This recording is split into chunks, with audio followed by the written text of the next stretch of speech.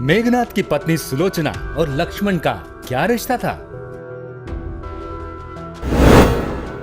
कैसे हुआ था सुलोचना से मेघनाद का विवाह? क्यों मानती थी सुलोचना भगवान शिव को आराध्य देव?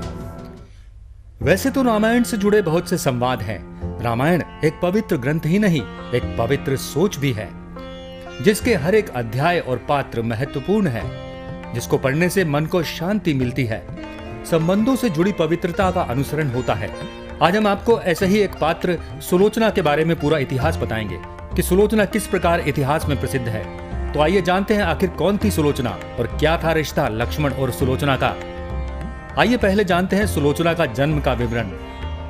वैसे तो इस संबंध में संतों के मुख से इस प्रकार कथा सुनने में आती है कि एक बार माता पार्वती ने भगवान शिव के अंग प्रत्यंगों को विभूति के बाद सर्पों से सजाया था। भगवान शिव के प्रत्येक अंग में इतने सर्प लपेट दिए थे कि अंत में एक सर्प भगवान शिव के हाथ का कंगन बनाकर पहनाने के लिए कम पड़ गया था। तब माता पार्वती जी ने शेष जी को बुलाकर उन्हें शिव जी के हाथ में कसकर लपेट दिया। पार्वती जी ने इतनी कसकर लपेटा कि शेषनाग उस दर्द को सहन न कर सके और उनके नेत्रों से 2 बूंद अश्रु गिर पड़े। उन अश्रु बिंदुओं से 2 कन्याएं उत्पन्न हो गई।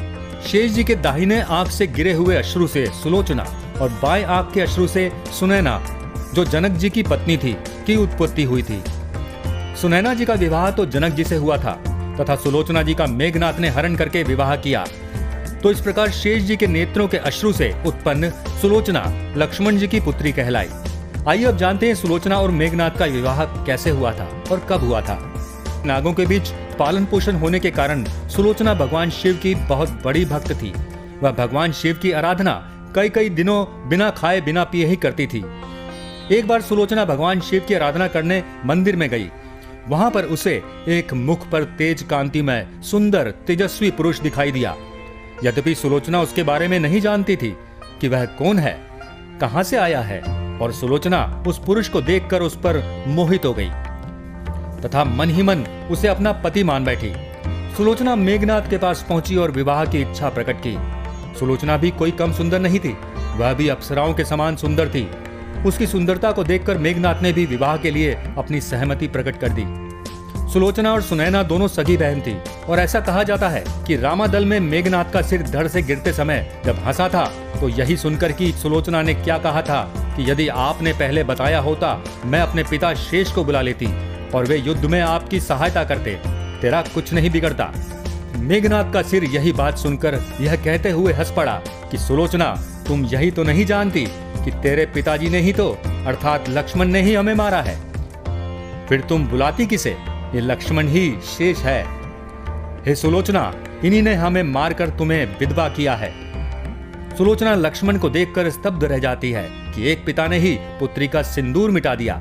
लेकिन इस परिस्थिति में श्री लक्ष्मण करते भी तो क्या करते, नियति से बढ़कर कुछ नहीं होता और जो नियति ने लिखा है उसे कोई बदल भी नहीं सकता। क्योंकि अगर नियति ने तय किया है कि लक्ष्मण के हाथों ही मेघनाद का वध, मेघनाद की मृत्यु भी, तो लक्ष्मण के सिवाय किसी अन्य से नहीं होनी थी। अंत में लक्ष्मण की आंखों में सुलोचना की स्थिति देखकर आंसू आ जाते हैं, परंतु जो होना था वह तो हो चुका था। अंत में सुलोचना पति का सिर लेकर सती हो जाती है। चूंकि लक्ष्मण स्वयं शेष नाग के अवतार थे, वह सुलोचना नाग कन्या थी, इसलिए एक तरह से सुलोचना लक्ष्मण की पुत्री हुई व मेघनाद लक्ष्मण का दामाद हुआ। आज की वीडियो में बस इतना ही। मिलते हैं एक और नई जानकारी के साथ, तब तक के लिए नमस्कार।